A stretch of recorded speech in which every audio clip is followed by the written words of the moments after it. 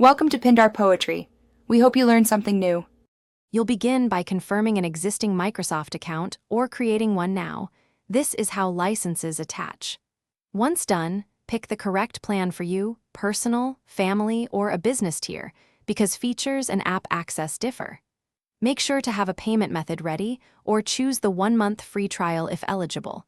That starts the provisioning. Then proceed to the Purchase or Trial button on the Microsoft 365 page, so the service can set up your license immediately. Sign in at Office. With the account that holds the license.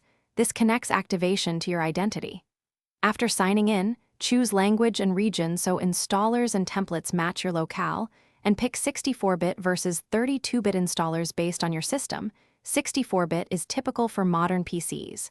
For business plans, assign licenses to users in the Admin Center and confirm billing details.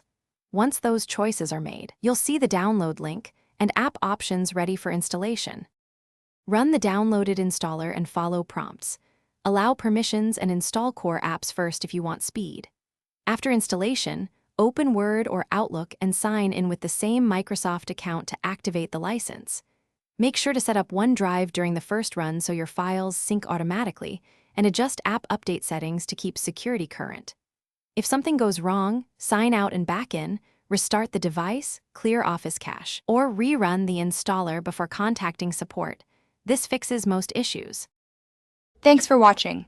Consider subscribing if we helped you.